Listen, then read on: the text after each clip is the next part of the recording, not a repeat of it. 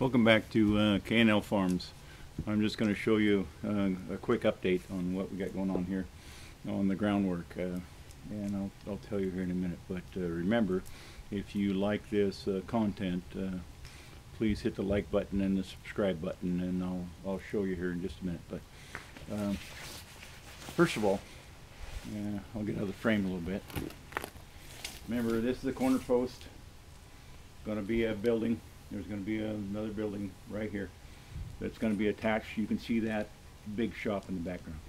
Okay, so this, on the previous video I showed you that tree, and that tree hit the ground, got bucked up, got on that burn pile over there.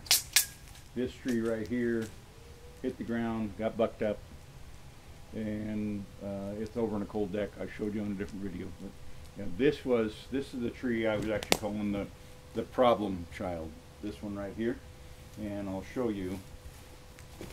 You see this tree right here, this stick, this is just a witness stick, and you see that how it's canted.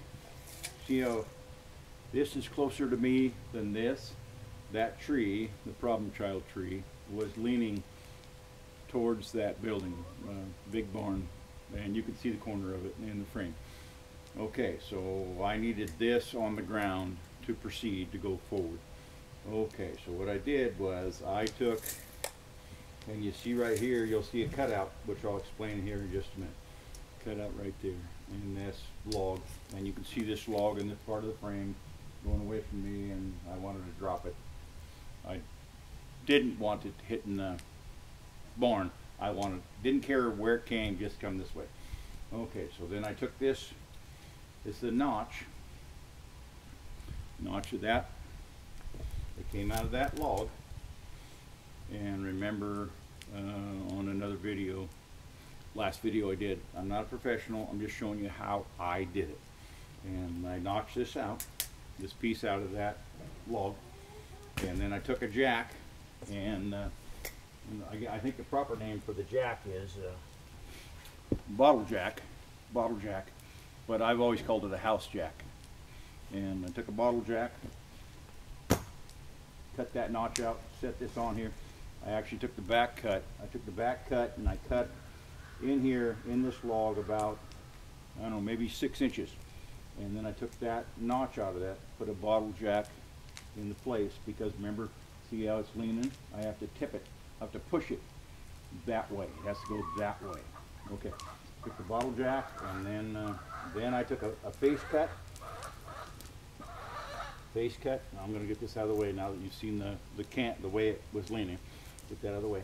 Took a face cut out of that. Now see how much distance between the end of the face cut and the bottle jack. So the tree, they call it hinge wood. There's a lot of hinge wood involved in this. It's not going to fall over with that much hinge wood left. I jacked some of this hydraulic up a little bit. I took a chainsaw, and you've seen the chainsaw if you watch go back to the playlist on the channel, you've seen it, and I plunged it. I plunged that saw up so that chain didn't catch on this bottle jack. Plunged it through, and now I've got this much material gone, and I have this much as hinge wood. This is still remaining, the tree's still standing. And I took this bottle jack, and I started cranking it up and putting pressure against the tree, and when this was fully loaded, it was fully loaded up, I took a fallen wedge, which I've showed you on the channel also. Took a fallen wedge, put a fallen wedge against this, and then I could take this and push this over. As I sank the fallen wedge, the jack would relieve pressure. It wouldn't have pressure on it. I would jack it up. And then I would put more fallen wedge and jack this up until I had it tipped. And once I had it tipped and it moved this way, it started coming this way. And then I stopped using the bottle jack, and I just used a fallen wedge, and I toppled it over. I actually wanted this tree over there, and so I missed both trees. When I did the danger tree on the last video, and I did this tree, this one I probably missed by 30 feet, but the primary role of this one is to get it off the ground.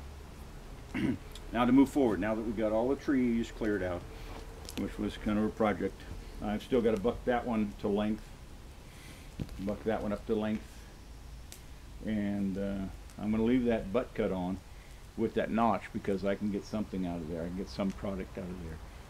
Now I'm not sure yet how I'm going to do that, but when I get down to the sawmill, I'll show you that portion of doing that. Now I limbed probably 30 feet up, and it's on the burn pile right now. Today I got to limb the rest, buck that up, get the tractor over, get a truck over here, and start putting these logs, these good production logs that I need, on the truck so I can get them down the hill to reassemble the sawmill. I'll show you. But I have a question for you. Now, I said last video I wasn't been running a chainsaw for 25 years, and I'm not a professional chainsaw. The question is, and leave it in the comments below, I was always known as a sliver picker. If you know what a sliver picker is, leave it in the comments. Now remember, it's a clean video, and we're a clean family. No foul language in the content. But if you know what a sliver picker is, leave it in the comment below. And I just wanted to show you how I knocked that tree down. And then I'm going to go back to work. I didn't show you on the video me falling that tree because when I was doing it, I was concerned enough that I needed to be single subject matter. I didn't want to be worried about the camera and worried about falling the tree, so I dropped it, and then I came back later on and shot a video to show you what I actually did. And remember, thank you, and have a good day.